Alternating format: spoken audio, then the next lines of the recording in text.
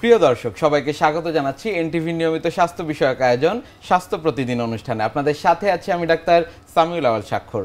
প্রতিদিনের মতো আজও আমরা একটি গুরুত্বপূর্ণ বিষয় নিয়ে কথা বলবো। আজ আমাদের আলোচনার বিষয় চুল পড়া সমস্যার সমাধান। এই গুরুত্বপূর্ণ বিষয়টি নিয়ে আলোচনা করবার জন্য আজ আমাদের সাথে স্টুডিওতে রয়েছেন একজন বিশেষজ্ঞ চিকিৎসক। চলুন দর্শক, অনুষ্ঠানের শুরুতেই পরিচিত হয়ে আসি আমাদের আজকের অতিথির সাথে। ডাক্তার ফারিয়াল হক এলভিস 1988 সালের মার্চ মাসে খুলনা জেলায় জন্মগ্রহণ করেন। তিনি 2011 সালে আর্মড ফোর্সেস মেডিকেল কলেজ থেকে MBBS ডিগ্রি অর্জন করেন। এরপর তিনি চিকিৎসা বিজ্ঞানে চর্ম বিষয়ে কিংস কলেজ লন্ডন থেকে MSc ডিগ্রি সহ অন্যান্য দেশ থেকে ডিপ ডার্ম ডিগ্রি ও ট্রেনিং প্রাপ্ত হন। বর্তমানে তিনি প্রেসক্রিপশন পয়েন্ট বনানী শাখায় চর্ম ও যৌন রোগ বিভাগে কনসালটেন্ট হিসেবে কর্মরত। আপনাকে স্বাগত জানাচ্ছি আমাদের আজকের এই আয়োজনে। ধন্যবাদ আপনাকে। জি ম্যাডাম, চুল পড়া সমস্যা এবং এর সমাধান একেবারে অনুষ্ঠানের শুরুতে আসলে আপনার কাছে জেনে নেব। সেটি হচ্ছে চুল পড়া, এটি যে একটি সমস্যা, এটি আমরা কখন বলতে পারবো? চুল পড়াটা তো আসলে এটা খুবই স্বাভাবিক ব্যাপার, কারণ হচ্ছে যে আমাদের যেরকম মানুষের জীবন যেরকম জন্মগ্রহণ, তারপরে একটু বড় হওয়া, তারপরে বয়স হবে এবং আমরা মারা যাব, চুলদেরও কিন্তু লাইফ সাইকেলটা এরকমই। যখন একটা চুল নতুন করে গজায় সেটাকে আমরা ভেলাস হেয়ার বলি, যেটা হলো যে আপনার খুবই বাচ্চা বা চিকন টাইপের যে চুলটা, তারপরে যখন এটা একটু বড় হচ্ছে, এটা ম্যাচিউর হবে, তারপরে এটা ঝরে পড়বে। এই পুরো সাইকেলটা কিন্তু একেবারেই ন্যাচারাল এবং এই জন্য বলা হয় 24 ঘন্টার ভিতরে 100টা পর্যন্ত চুল পড়াটা কিন্তু খুবই স্বাভাবিক। তো যখন আমি দেখব যে 100টার বেশি পরিমাণে আনুমানিকভাবে, এভাবে কাউন্ট করা তো সম্ভব না, বাট আপনার চোখের আন্দাজে আপনি আনুমানিকভাবে যখন দেখবেন যে 100টার বেশি চুল প্রতিদিন পড়ছে, তখনই বুঝতে হবে যে আপনার অস্বাভাবিক হারে চুল পড়া বেড়েছে। প্রতিদিন অনেক বেশি হারে চুল পড়ছে, কি কারণ রয়েছে এর পেছনে? এটা অনেক কমপ্লিকেটেড ব্যাপার। আমরা সাধারণত যেভাবে সহজভাবে বলি যে চুল পড়ছে, আসলে এটা এতটা সহজ না কিন্তু। সো এখানে আসলে অনেক ধরনের স্টেজ আছে এবং অনেক ধরনের কারণ আছে। চুল পড়ার আমাদের কাছে পেশেন্ট যখন আসে, আমরা আসলে টাইপ হিসাবে আমরা দেখি যে কোন ধরনের টাইপ হেয়ার ফল হচ্ছে। যেমন ধরেন খুবই কমন হচ্ছে টেলোজেন ইফ্লুভিয়াম, বিশেষ করে মেয়েদের ভিতরে এটা বেশি হয়। টেলোজেন ইফ্লুভিয়ামের আসলে অনেক কারণ থাকে, যেমন ধরেন কোনো মেডিকেশন হতে পারে, প্রেগনেন্সি হতে পারে, তারপরে হচ্ছে ধরেন কোনো স্ট্রেসের জন্য আপনার রাতে ঘুম হচ্ছে না, আপনার লাইফ সাইকেলে বা লাইফস্টাইলে কোনো চেঞ্জ এসেছে, তারপর কোনো ধরনের বড় অপারেশন, কোনো জ্বর বা কোনো বড় অসুখ, যেমন ধরেন টাইফয়েড, কোভিড, যে কোনো ধরনের বড় অসুখ যেটাতে আপনার একটা শরীরে স্ট্রেস গিয়েছে, এই ধরনের ইয়েতে যদি হঠাৎ করে চুল পড়ে, তখন ওটা হচ্ছে টেলোজেন ইফ্লুভিয়াম। তো এই কারণগুলোর জন্য টেলোজেন ইফ্লুভিয়াম হতে পারে। আরেকটা আছে অ্যানাজেন কজে, যেটা আমরা বলি সাধারণত ডিজিজের জন্য হতে পারে। যেমন ধরেন ডিজিজের ভিতরেও আবার লোকালাইজড আবার হচ্ছে সিস্টেমিক ডিজিজ আছে। লোকালাইজড বিভিন্ন ডিজিজে চুল পড়তে পারে, যেমন ধরেন আপনার চুলের মাথার স্ক্যাল্প সুস্থ নেই, সেটা হতে পারে সেবোরিক ডার্মাটাইটিস বা সোরিয়াসিস বা টিনিয়া ক্যাপিটিস, এই ধরনের কোনো একটা কারণে মাথার চুল পড়ছে।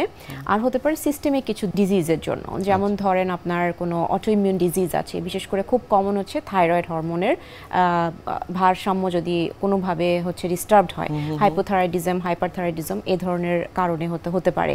তারপর সিফিলিসে হতে পারে। অনেক ধরনের অটোইমিউন যে যত রকমের ক্রনিক এবং অ্যাকিউট ডিজিজ আছে, এটার জন্য চুল পড়তে পারে। আর একটা আছে হচ্ছে আমরা প্যাটার্ন, আমরা যেটা বলি যে খুবই কমন একটা প্যাটার্ন হেয়ার লস, সেটা হচ্ছে যে অ্যান্ড্রোজেনেটিক অ্যালোপেশিয়া। এটা আবার ছেলেদের বেশি হয়। যেমন ধরেন অ্যান্ড্রোজেনিক অ্যালোপেশিয়াতে সাধারণত জেনেটিক একটা ইস্যুস থাকে, যে ধরেন কোনো ছেলে যদি খুব অল্প বয়সে বা মধ্য বয়সে বলে যে আমার চুল পড়ে যাচ্ছে, তাহলে আমরা হিস্ট্রি খতিয়ে যদি দেখি, তখন দেখা যায় তার বাবা বা তার দাদা, তাদেরও চুল কম ছিল এবং সেই অনুযায়ী তারও হচ্ছে এই বয়সে। এটা হলো জেনেটিক কারণে। আর প্লাস আমরা কিছু হরমোন টেস্ট করতে দেই। পুরুষদের যেরকম অ্যান্ড্রোজেনেটিক হরমোন যেগুলো আছে, সেগুলোতে দেখা যায় যে ডেফিসিয়েন্সি হয়। সো এটাকে অ্যান্ড্রোজেনেটিক অ্যালোপেশিয়া বলে। এটা যে মেয়েদের হয় না তা কিন্তু না, মেয়েদেরও কিন্তু অ্যান্ড্রোজেনেটিক অ্যালোপেশিয়া হয়, ফিমেল টাইপ। সো এটারও একটা কারণ থাকে। তো জেনেটিক ইস্যুস যেগুলো থাকে, সেগুলো আসলে খুব একটা বেশি করার কিছু থাকে না, বাট অনেক সুন্দর ট্রিটমেন্টও এসছে। এছাড়া আমরা যদি বলি যে লোকালাইজডভাবে অনেক সময় চুল পড়ে, লোকালাইজ ধরেন আপনার নর্মালি সব মাথা খালি হচ্ছে না, কোনো একটা স্পেসিফিক জায়গা খালি হচ্ছে, সেটার জন্য সাধারণত এটাকে আমরা অ্যালোপেশিয়া এরিয়াটা বলে থাকি। অ্যালোপেশিয়া এরিয়াটা অটোইমিউন কারণে হতে পারে, মানে কোনো ধরনের কারণ ছাড়াও হতে পারে। অটোইমিউন কোনো ডিজিজের জন্য হতে পারে, ফাঙ্গাল ইনফেকশনের জন্য হতে পারে, যেমন টিনিয়া ক্যাপিটিসের জন্য হতে পারে। আবার অনেকে একটা অভ্যাস আছে, লেখাপড়া করছে বা কিছু বা টেনশন, চুল একটা জায়গা থেকে অটোমেটিক সে টানতে একটা হ্যাবিটিক ডার্মাটাইটিস থেকে এটা হতে পারে। ফলে একটা লোকালাইজড এরিয়াতে চুলটা খালি হয়। সেক্ষেত্রেও ডিফারেন্ট ইস্যুস আছে, ডিফারেন্ট ট্রিটমেন্ট আছে। আর একটা আমি না বললেই নয়, যেটা হলো যে আমরা এখন খুবই কমনলি এটা প্র্যাকটিস করি, সেটা হচ্ছে বিশেষ করে মেয়েরাও, ছেলেরাও করে, মেয়েরা বেশি। সেটা হলো যে আমরা প্রচুর কেমিক্যাল দিয়ে স্ট্রেট করছি চুল। হেয়ার শ্যাফট ডিফেক্টের জন্য চুল পড়ে, অনেক ড্রায়ার ইউজ করছি, তারপরে ধরুন হিট ইউজ করছি রেগুলার বেসিসে, সেই ক্ষেত্রেও কিন্তু আপনার হেয়ার শ্যাফট ভেঙে চুল পড়তে পারে। ফলে এইটাও একটা কারণের মধ্যে পড়ে আর কি। কোন বয়স থেকে এই চুল পড়ার সমস্যা শুরু হয় মূলত? এটা আসলে বয়সটা করা খুবই টাফ। আগে যেরকম আমরা যখন আমাদের প্র্যাকটিসের শুরুতে আমরা যখন রুগী পেতাম, তখন দেখতাম যে ধরেন সাধারণত ছেলেদের ক্ষেত্রে 35-এর পর থেকে, মেয়েদের ক্ষেত্রে ধরেন 30-এর পর থেকে, বা বাচ্চা হওয়ার পর থেকে, বা এরকম একটা দেখতাম। বাট এখন যেটা খুবই অ্যালার্মিং, সেটা হলো টিনেজ বাচ্চারাও আসতেছে। 13-14 বছর বয়সের বাচ্চারাও আমাদের কাছে আসছে এবং বলছে যে আমার চুল পড়ছে এবং অস্বাভাবিকভাবে চুল পড়ছে। কিন্তু এটার একটা পিছনে একটা কারণ আছে, সেটা হলো যে আমরা এখন হেলদি খাবারটা কম খাচ্ছি, বাসার তৈরি খাবারের থেকে আমরা বাইরের খাবারে ঝুঁকছি বেশি। সো নিউট্রিশন ডেফিসিয়েন্সিও এখানে একটা খুব বড় একটা কারণ হয়ে দাঁড়াচ্ছে। আর সেকেন্ড থিং হচ্ছে যে আমাদের ওই যেগুলো বললাম যে হিট ইউজ করা, বিভিন্ন ধরনের কেমিক্যাল ইউজ করা, চুল স্ট্রেট করা, কালার করা, এগুলো খুব ক্ষতি করছে। কি পরীক্ষা নিরীক্ষা কিংবা কিভাবে বুঝছেন আসলে যে কি কারণে তার চুল পড়ছে? আসার পরে তো ফার্স্ট অফ অল তো আমরা হিস্ট্রিটা নেই। হিস্ট্রিটা নিয়ে আমরা বুঝে যাই যে এটা কোন প্যাটার্নে আমরা ফেলবো। যা হিস্ট্রির ভিতরে যদি আমরা কারণটা খুঁজে পাই, তখন সেই কারণটার ওষুধ দেওয়া হয়। না হলে আমরা কিছু স্ক্যাল্প টেস্ট করি, পুলিং টেস্ট করি। চেম্বার আসার পরে আমরা হেয়ার পুলিং টেস্ট করার পরে দেখি যদি যে হেয়ার পুলিং টেস্ট পজিটিভ, তাহলে এটা খুবই অ্যালার্মিং। আচ্ছা, তারপরে হচ্ছে আমরা স্ক্যাল্প টেস্টের জন্য স্কিন স্ক্র্যাপিং ফর ফাঙ্গাস করি। তো এখানে কোনো ধরনের ফাঙ্গাল ইনফেকশন জনিত কারণে হচ্ছে কিনা স্ক্র্যাপিং টেস্টের পরেই বোঝা যায়। তারপর কিছু ব্লাড টেস্ট আসে, পুরুষদের ক্ষেত্রে আলাদা, মেয়েদের ক্ষেত্রে আলাদা। সো এই ধরনের কিছু টেস্ট আমরা করে দেখি যে আপনার শরীরের কোনো ধরনের চেঞ্জের জন্য বা হরমোনাল কোনো ইমব্যালেন্সের জন্য এটা হচ্ছে কিনা। কারণ আমরা আসলে খুব ইজিলি ফার্স্ট অফ অল আমি একটা জিনিস বলবো যে বেশিরভাগ পেশেন্ট এসে বলে যে চুল পড়ছে, এটার জন্য আমি ব্লাড টেস্ট কেন করবো। বাট আপনি যদি কারণটা না খুঁজে বের করেন, আপনি বাইরে থেকে যত সেরাম, যত ধরনের ওষুধ আপনি ইউজ করেন না কেন, কোনো লাভে আসবে না। বিকজ আপনার শরীরে যদি আপনার ভিতর থেকে কোনো প্রবলেমজনিত কারণে আপনার চুল পড়ে, তো ওইটা আগে বের করতে হবে। সো ওই কারণটা দেখি, কারণটা দেখার পর সেই হিসেবে আমরা ট্রিটমেন্টের জন্য আগাই। নিশ্চয়ই। তারপরে আসলে কিভাবে কাউন্সিলিংটি করে থাকেন তাদের? কাউন্সিলিংয়ে ফার্স্ট অফ অল তো আমরা বলি যে একটু হেলদি লাইফস্টাইলে চলে আসা, বিকজ আপনার ডায়েট, আপনার ঘুম এখানে এত সুন্দর, এত গুরুত্বপূর্ণ ভূমিকা পালন করে। এমন কিছু পেশেন্ট পাই আমরা যে শুধুমাত্র লাইফস্টাইল চেঞ্জ করেছে, তার ফলেই হচ্ছে আপনার 50% চুল পড়ার ইয়েটা কমে গেছে। সো লাইফস্টাইলে একটা বিশাল ভূমিকা আছে। তারপর যে সমস্ত জিনিস ইউজ করছে, সেটা ইউজ করাটা কতটুকু সেফটি নিয়ে তারা ইউজ করতে পারছে এবং কি নিয়মে তারা করছে, শ্যাম্পু বলেন, কন্ডিশনার বলেন, কিভাবে করছে তারা, এগুলো সম্পর্কে আমরা একটু কাউন্সিল করি। তারপরে হচ্ছে যে আমরা ট্রিটমেন্টে চলে আসি। যদি মুখে খাওয়ার ওষুধ দেই, সেটা কিভাবে খাবে, কতদিন খাবে, সেটা বলে দেওয়া হয়। এবং যদি কোনো ধরনের স্প্রে বা কোনো ধরনের মেডিকেশন আমরা দেই, সেটা আমরা কাউন্সেলিং করে নেই। তারপরে আমরা প্রসিডিউরের কথাটা তাদেরকে জানিয়ে দিই যে হ্যাঁ, আপনার ক্ষেত্রে এই প্রসিডিউরগুলো করতে পারেন। চুল পড়া সমস্যার সমাধানের ক্ষেত্রে চিকিৎসা পদ্ধতি কি রয়েছে আমাদের দেশে? আমাদের দেশ তো কোনো কিছুতে আসলে পিছিয়ে নেই। হ্যাঁ, এখন আমাদের অ্যাস্থেটিক ডার্মাটোলজিতে কিন্তু আমরা একদম মডার্ন, কারণ আমরা সবাই যারা অ্যাস্থেটিক প্র্যাকটিস করছি প্রত্যেকে কিন্তু বাইরে থেকে বিভিন্নভাবে অনেক উঁচু প্রশিক্ষণ নিয়ে এসে করছি। সো আমরা বহির্বিশ্বে যা হচ্ছে আমরা এখানে সেটাই করছি। সো এখানে আমরা বলবো যে হ্যাঁ, মেডিকেশনস আছে, মেডিকেশন খুব সুন্দর কাজ করে। তারপরে হচ্ছে যে লোকাল স্প্রে যেগুলো আছে, মিনক্সিডিল বলেন, আদার যে সমস্ত স্প্রে আছে, এগুলো দিয়ে আমরা প্রথমে ট্রাই করি। তারপর যদি এটা ফেল হয়, তখন আমরা বলি যে হ্যাঁ, কিছু ক্ষেত্রে দেখা যায় যে এটা দিয়ে হবে না, আমরা আগে থেকে বুঝি, সেই ক্ষেত্রে আমরা হচ্ছে প্রসিডিউর খুবই জনপ্রিয় প্রসিডিউর হচ্ছে পিআরপি। এটা এতদিনে আমাদের বাংলাদেশে যারা এটা নিয়ে কনসার্ন, যারা যে সমস্ত ক্লায়েন্ট বা রুগী আছেন, এটা সবাই জানেন। এটা হচ্ছে platelet rich plasma therapy. Platelet rich প্লাজমাতে আমি একটু বলে রাখি, সেটা হলো যে এটা খুবই একটা ইন চেম্বার প্রসিডিউর আপনি করবেন, করে আপনি আবার অফিসে যে কাজ করতে পারবেন এমন না যে আপনার ব্যথা হবে, শুয়ে থাকতে হবে, এরকম কোনো ধরনের কিছু নেই। এটা আপনি আসার পরে আপনার অল্প একটু ব্লাড নিয়ে সেখানে আমরা গ্রোথ ফ্যাক্টরটা আলাদা করি, ব্লাডটা থেকে প্রসেস করে গ্রোথ ফ্যাক্টর আলাদা করে আমরা ওখান থেকে প্লেটলেট রিচ প্লাজমা যেটা, ওই পোর্শনটাকে আলাদা করি। যখন আমরা সেন্ট্রিফিউজ করে এখানে 3টা ধাপে হয়, উপরে প্লেটলেট পুয়ার প্লাজমা, তারপর প্লেটলেট রিচ প্লাজমা, তারপর আরবিসি থাকে। তো মাঝখান থেকে যে রিচ প্লাজমাটা, এটা আমরা নিয়ে নেই। নিয়ে আপনার যে হেয়ার ফলিকেল আছে সেই হেয়ার ফলিকেলগুলো তো যেখান থেকে আপনি দেখছেন যে আপনার চুল কমে গেছে সেখানে তার মানে কি আপনার হেয়ার ফলিকেলগুলো শ্রিঙ্ক করে যাচ্ছে, মানে ইনঅ্যাক্টিভ হয়ে যাওয়ার পথে, মানে ঘুমন্ত অবস্থায়, মানে তারা অনেক লেজি হয়ে গেছে। সো ওইটা আমরা যখন গ্রোথ ফ্যাক্টরটা দিয়ে দেই হেয়ার ফলিকেলে, সেটাতে যেটা হয় যেটা স্টিমুলেট হয়, এটা হচ্ছে যে আবার অ্যাক্টিভেট হওয়ার চান্সেস থাকে। কিন্তু এটার কিন্তু ডেপথ কি হবে, কিভাবে দেয়া হবে, এটা টোটালটাই একজন এক্সপার্টের উপর ডিপেন্ড করে।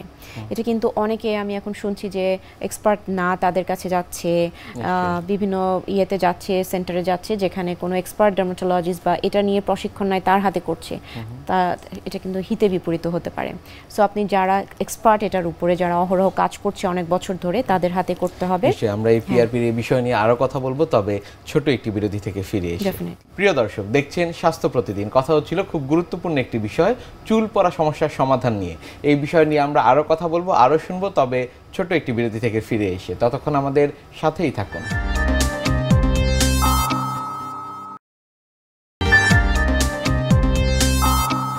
দর্শক, ফিরে এলাম বিরতি থেকে। এতক্ষণ আমাদের সাথে থাকার জন্য আপনাদের ধন্যবাদ। বিরতিতে যাবার আগে আপনার কাছ থেকে শুনছিলাম পিআরপি থেরাপি, সেটি নিয়ে জানবো। গ্রোথ ফ্যাক্টরটা আলাদা করা হলো, তারপরে আমরা ছোট্ট একটা ইনসুলিন সিরিঞ্জের মতন ছোট সিরিঞ্জের মাধ্যমে আমরা হেয়ার ফলিকেল যেসব জায়গায় আপনার চুল খালি হয়ে আছে ওখানে হচ্ছে গ্রোথ ফ্যাক্টরটা দিয়ে দেই। ফলে যেটা হয় আস্তে আস্তে স্টিমুলেটেড হয় হেয়ার ফলিকেলটা, এবং সাথে পাশাপাশি ওষুধ এবং স্প্রেগুলো চলে। ফলে যেটা হবে যে আপনার চুল পড়াটা, পিআরপি কয়েকটা সেশন নেওয়া মাত্রই আপনার চুল পড়া কমে যাবে, যদি কিনা সেটা আমরা বুঝি যে হ্যাঁ এই পেশেন্টের পিআরপি দরকার। কিন্তু কিছু কিছু পেশেন্ট আছে যাদের পিআরপিতে কাজ হবে না, ওইটা আমরা সরাসরি রেফার করে দিই হেয়ার ট্রান্সপ্ল্যান্টে, যদিও আমি হেয়ার ট্রান্সপ্ল্যান্ট প্র্যাকটিসটা করি না। তো এইটা হলো মেইন নিয়ে। হেয়ার পিআরপি যেটা, সেটা মাসে একটা করে নিতে হয়, 3 থেকে 4 সপ্তাহ গ্যাপে আমরা করি, এবং কয়েকটা সেশন নিতে হয়। কার কয়টা সেশন লাগবে এটা আসলে পেশেন্ট চেম্বারে আসার পর পরীক্ষা করে আমরা বলতে পারি। খরচটি আসলে কেমন হয়ে থাকে? খরচটা ডিপেন্ড করে, প্রপারলি আপনি স্পেসিফিক টিউব দিয়ে আপনি একটা কোয়ালিটি কাজ করতে যান, সেখানে একটু তো খরচ থাকেই।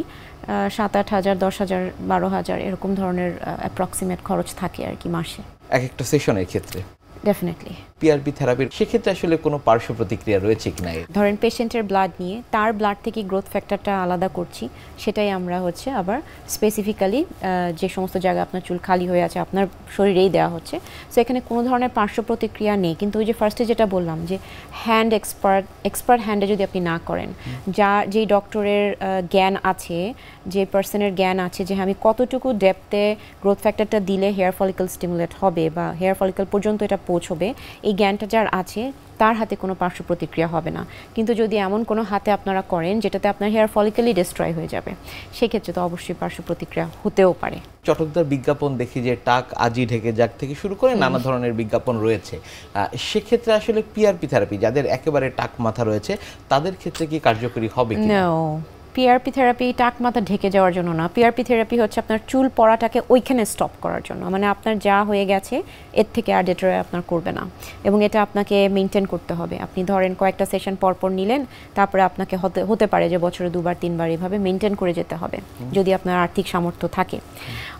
কিন্তু আমি বলবো যে টাক মাথা আজই ঢেকে যাক এরকম ধরনের কোনো ইয়ে নেই।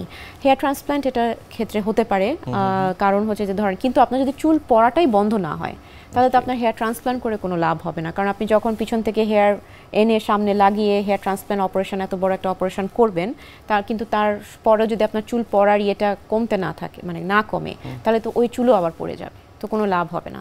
সো আমি বলবো প্রিলিমিনারি ইয়ে হচ্ছে পিআরপি করে হেয়ার ফলটা স্টপ করে নিয়ে তারপর হেয়ার ট্রান্সপ্ল্যান্টে আগানো, যাদের একেবারেই টাক হয়ে গেছে মাথা। পিআরপি থেরাপির পরবর্তী সময় আসলে কোনো সতর্কতা মেনে চলতে হয় কিনা? পিআরপিটা ইন চেম্বার প্রসিডিউর, একেবারে আপনি করবেন চলে যাবেন এরকম একটা ইয়ে, হাতে 1 ঘন্টা সময় নিয়ে আসতে হয়, কারণ একটু অ্যানেস্থেশিয়া লাগিয়ে তারপর আমরা ইয়েটা করতে, প্রসেসটা করতেও একটু সময় লাগে।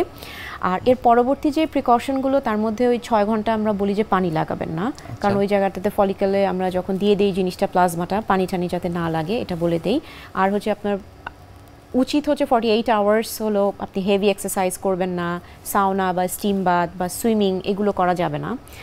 তারপরে হচ্ছে ধরেন আপনি ভিগোরাস কোনো ধরনের মানে খুব গরম এরিয়াতে যেখানে আপনার প্রচুর ঘাম হবে সেখানে আপনি যেতে পারবেন না 1 থেকে 2 দিন। বাট সাধারণত আমরা 24 আওয়ার্স যদি এটা মেনটেন করতে পারে, ইনাফ, ফেয়ার ইনাফ। নিশ্চয়ই চুল পড়া সমস্যা নিয়ে আমরা আরো কথা বলবো, তবে তার আগে আমাদের এই অনুষ্ঠানের একটি নিয়মিত সেগমেন্ট হচ্ছে বিভিন্ন খাদ্যের পুষ্টি গুণাগুণ সম্পর্কে আমাদের দর্শকদের জানিয়ে দেওয়া।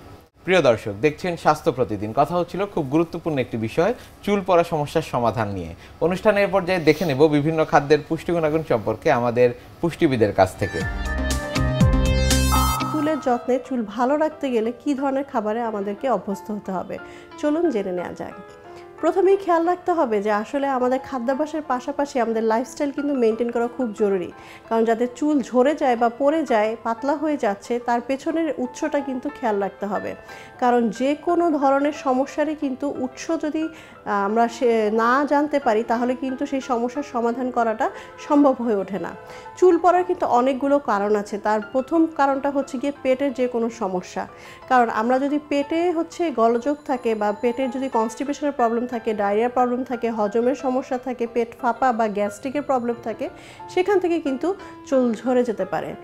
অন্যথায় আরেকটা খেয়াল করতে হবে, সেটা হচ্ছে ঘুম। অনেকে পর্যাপ্ত ঘুম হচ্ছে না বা স্ট্রেস লাইফ লিড করেন, সে কারণেও কিন্তু হচ্ছে গিয়ে চুল পড়ে যেতে পারে। কারণ হচ্ছে গিয়ে এখনকার লাইফস্টাইলে দেখা যাচ্ছে যে অনেকেই কিন্তু লেট নাইটে ঘুমায়, যে কোনো কারণেই হোক, সেই রাত জাগাটা এবং পরবর্তী দিনে দেরি করে ঘুম থেকে ওঠা, এটার সাথে কিন্তু আমাদের শরীরের মেটাবলিজম এবং পুষ্টির একটা সম্পর্ক আছে। সো আমরা যদি এই ধরনের লাইফস্টাইল মেনটেন করে থাকি এবং স্ট্রেসের মধ্যে থাকি, সে কারণে কিন্তু চুল ঝরে যেতে পারে। অনেকেই হচ্ছে গিয়ে যে পরিষ্কার পরিচ্ছন্নতার কারণেও কিন্তু চুল পড়ে যেতে পারে। মাথায় খুশকি বা মাথার যে কোনো ধরনের সমস্যার কারণেও কিন্তু স্ক্যাল্পের প্রবলেমের কারণে চুল ঝরে যেতে পারে। তো যাদের প্রবলেমগুলো আছে তারা আপনারা আসলে খেয়াল করবেন যে আসলে কোন কারণে আপনার চুলগুলো পড়ছে। এর পাশাপাশি আসলে ফুডটা কেমন হওয়া উচিত, এটা জরুরি। কারণ চুল কিন্তু শরীরের ভিতর থেকে, স্ক্যাল্পের ভিতর থেকে গজায় এবং এই চুলের পুষ্টিটা কিন্তু আমাদের শরীর থেকেই আসে। তাই সুন্দর চুল উঠতে গেলে এবং চুল গজাতে গেলে অবশ্যই খাবার দাবারের একটা ভূমিকা আছে। যারা স্ট্রেসে থাকেন বা যে ধরনের সমস্যাগুলোর কথা বলছি, এই কারণগুলোর কারণে আমাদের শরীরে কিন্তু টক্সিসিটি তৈরি হয় এবং এই টক্সিনগুলো কিন্তু আমাদের শরীরে রয়ে যায়। তাই চুল গজাতে হলে আপনাকে কিন্তু এই টক্সিনগুলো বের করে দিতে হবে। তার জন্য অবশ্যই পর্যাপ্ত পরিমাণে পানি পান করতে হবে। কারণ পানি হচ্ছে ন্যাচারাল ডিটক্সিফায়ার করে আমাদের বডিকে, এবং এই পানির মধ্যে আপনি দরকার হলে একটু আমরা বলি যে লেবু দিয়ে নিতে পারেন, মাল্টা দিয়ে নিতে পারেন, পুদিনা পাতা দিয়ে, আদা দিয়ে যদি দেন, সারাদিন যদি এই পানিগুলো আপনি খেতে থাকেন, তাহলে কিন্তু ডিটক্সিফাইড হয়ে যায় বডি। এবং পাশাপাশি আপনি যেটা করতে পারেন যে খাবারের মেনুতে প্রচুর পরিমাণে অ্যান্টিঅক্সিডেন্ট টাইপ খাবারগুলো খাওয়া উচিত। কারণ আমরা রান্না বান্না করে যে খাবারগুলো খাই, সেখান থেকে সঠিক পরিমাণে পুষ্টি আমাদের বডিতে আসে কি না, সেটা কিন্তু একটা সন্দেহ রয়েই যায়, পর্যাপ্ত পরিমাণে পুষ্টি পাচ্ছি কিনা। কিন্তু আমরা যদি কাঁচা ফলমূল এবং শাকসবজি খাই, সেখান থেকে কিন্তু যতটুকু আমার পুষ্টি পাওয়া দরকার ততটুকুই আমরা পাচ্ছি। আরেকটা বিষয় মাথায় রাখতে হবে, সেটা হচ্ছে গিয়ে বিভিন্ন কালারের সবজি এবং ফল কিন্তু আমাদের খাওয়া দরকার। নর্মালি আমরা যখন বাজার করি তখন কিন্তু সবুজ রঙের ফল এবং শাকসবজি আমরা বেশি কিনি, কিন্তু আমাদের আশেপাশে কিন্তু অনেক কালারের সমারোহ আছে। যেমন কমলা বা হলুদ রঙের যে খাবারগুলো আছে, সেগুলো কিন্তু আমাদের ভিটামিন এ থাকে প্রচুর পরিমাণে, যেটা আমাদের স্ক্যাল্প বা যে স্কিনটা আছে সেটা সুস্থতার জন্য দরকার হয়। এর পাশাপাশি লাল রঙের সবজি আছে, ফল আছে, যেগুলো হচ্ছে আমাদের আয়রন জাতীয় খাবারের ঘাটতি পূরণ করে। এবং আছে সাদা রঙের সবজি এবং ফল, যেটা আমাদের কোলেস্টেরল লেভেল কমায়। এই সবগুলো কালারই কিন্তু আসলে যেটা বলছি, কোলেস্টেরলের কারণেও কিন্তু, হাই কোলেস্টেরলের কারণে আমাদের চুল পড়ে যেতে পারে। আয়রন যাদের অভাব থাকে, এনিমিয়া থাকে, তাদেরও কিন্তু চুল পড়ে যেতে পারে। তাই এই যদি রঙিন কালারের সবজি এবং ফলগুলো প্রতিদিন আমরা 5টা কালারের অন্তত খেতে পারি, তাহলে কিন্তু চুল পড়া থেকে আমাদের রেহাই পেতে পারি। এবং চুল গজানোর ক্ষেত্রে আরেকটা খেয়াল করতে হবে যে আমরা বায়োটিন যে সমৃদ্ধ যে খাবারটা আছে, সেটা আমরা অবশ্যই খাবো। সেটা হচ্ছে গিয়ে ডিম। প্রতিদিন অবশ্য 2টো ডিম আপনি কমপক্ষে খেতে পারেন, কারণ একটা মাঝারি সাইজের ডিম থেকে 60 কিলো ক্যালোরি আসে, যেটা খুব সহজেই আপনার শরীরের জন্য পর্যাপ্ত পরিমাণে প্রোটিনের সাপ্লাই দিতে পারে এবং হচ্ছে গিয়ে আপনার শরীরে যে বায়োটিন দরকার হয় সেটারও কিন্তু সাপ্লাই দিবে। এই পাশাপাশি খেয়াল রাখতে হবে যে আপনার পর্যাপ্ত পরিমাণে ঘুম হচ্ছে কিনা। কারণ খাবার দাবার আপনি যতই খান না কেন, আপনি যদি স্ট্রেস রিলিফ না করেন, তাহলে কিন্তু এই চুল পড়াটাকে আপনি কিন্তু কন্ট্রোল করতে পারবেন না। তাই খাবার দাবার, পর্যাপ্ত পরিমাণ খাবার, পর্যাপ্ত ঘুম এবং পর্যাপ্ত পরিমাণ পানি পান করা, এভাবে যদি আপনার লাইফস্টাইলটা মেনটেন করতে পারেন এবং স্ট্রেস রিলিফ করতে পারেন, তাহলে কিন্তু সুন্দর ঝকঝকে চুলের অধিকারী হয়ে উঠবেন আপনি। চুলের যত্ন নিশ্চিতে কি কি করা প্রয়োজন? সবার আগে আপনার ডায়েটটা পারফেক্ট হতে হবে। আপনি যদি স্বাস্থ্যকর খাবার খান, বাসার তৈরি স্বাস্থ্যকর একটা খাবার ডায়েট নিয়ম আপনি মেনে চলেন, তাহলে কিন্তু আপনার অর্ধেক কাজ ওখানে আগিয়ে যাবে। তারপরে একটা প্রপার ঘুম হতে হবে আপনাকে, রাত জাগলে চুল পড়বে, ঘুম কম হলে চুল পড়বে। তো স্ট্রেস না নিয়ে সুন্দরভাবে ঘুমটা এনশিওর করতে হবে। তো খাওয়া আর ঘুম এই দুটো কিন্তু খুবই ইম্পর্টেন্ট। আর তারপরে আমাদেরকে দেখতে হবে, অনেকে কনফিউজ থাকে যে আমি কি চুলে তেল ইউজ করব কি করব না, বা এই ডেইলি যত্নে আমি এটা করব কি করব না। তেল ইউজ করা খারাপ কিছু না, আপনার যদি ময়েশ্চার প্রয়োজন হয়, আমাদের যেমন স্কিনে ময়েশ্চারাইজার দেওয়া দরকার, চুলেও কিন্তু আপনার তেল দেওয়াটা খুবই জরুরি। অনেক ডাক্তার এটা অপোজ করে যে চুলে তেল দেওয়া যাবে না, বা আমি পার্সোনালি এটা মনে করি না। কারণ আপনি যখন শ্যাম্পু করবেন, আপনি চুলে তেল দিয়ে যদি শ্যাম্পু করেন, আপনার শ্যাম্পুর যে কেমিক্যালের যে হার্শ যে সাইড ইফেক্টসটা, এটা হবে না। আর শ্যাম্পু করার প্রবণতাটা একটু কমিয়ে দিলে ভালো হয়। যেমন ধরেন আজকাল আমরা প্রচুর ঘামি দেখে প্রতিদিন অনেকে শ্যাম্পু করে ডেইলি বেসিসে। এটা না করে আপনি সপ্তাহে 2 থেকে 3 দিন শ্যাম্পু করতে পারেন। আর কন্ডিশনার ইউজের ক্ষেত্রে যেন কখনো চুলের গোড়ায় কন্ডিশনার না লাগে, মাঝখান থেকে আগা পর্যন্ত কন্ডিশনিং করলেই যথেষ্ট। এই জিনিসগুলো যদি কেউ মেনটেন করে আর হিট না ইউজ করে চুলে, তাহলে আমার মনে হয় যে ভালো উপকার পাবে। অনেক ধন্যবাদ আপনাকে আমাদের আজকের এই অনুষ্ঠানে আসবার জন্য। আপনাকেও। প্রিয় দর্শক, এতক্ষণ দেখছিলেন স্বাস্থ্য প্রতিদিন। কথা বলছিলাম খুব গুরুত্বপূর্ণ একটি বিষয়, চুল পড়া সমস্যার সমাধান নিয়ে। আশা করি আমাদের এই গুরুত্বপূর্ণ তথ্যগুলো আপনাদের অনেক বেশি উপকারে আসবে। অনুষ্ঠানের পর্যায়ে দেখে নেব কি থাকছে আগামী পর্বে স্বাস্থ্য প্রতিদিন অনুষ্ঠানে। পুরা মেরুদণ্ডটা, যেমন ঘাড় একটা পোর্শন, সার্ভাইকাল, পিঠ যেটা আমরা বলি সেটা হলো আপনার ডরসাল, আর নিচের যে পোর্শন যেটা সেটাকে আমরা বলি লাম্বার। তো লাম্বার বলতে আমরা কোমরে যেটাকে, যে শরীরের বুক এর পিঠ এর নিচের যে পোর্শনটা, ঠিক যে পোর্শনটা দুইটা পায়ের নিতম্বের সাথে আপনার লাগানো থাকে, এই পোর্শনটাকে আমরা কোমর বলে থাকি। বিশ্বের যে কোনো প্রান্ত থেকে যে কোনো সময় আপনাদের পছন্দের অনুষ্ঠান স্বাস্থ্য প্রতিদিন দেখতে ভিজিট করুন আমাদের পূর্ণাঙ্গ ওয়েব পোর্টাল www.ntvbd.com এ। এছাড়া এনটিভি সব জনপ্রিয় অনুষ্ঠান ও খবরের আপডেট পেতে ভিজিট করুন আমাদের ইউটিউব চ্যানেল ও ভেরিফাইড ফেসবুক পেজে। আজ এখানেই শেষ করছি, আগামীতে আবারও দেখা হবে। সে পর্যন্ত আপনারা সবাই ভালো থাকুন, সুস্থ থাকুন, এনটিভির সাথেই থাকুন। আল্লাহ হাফেজ।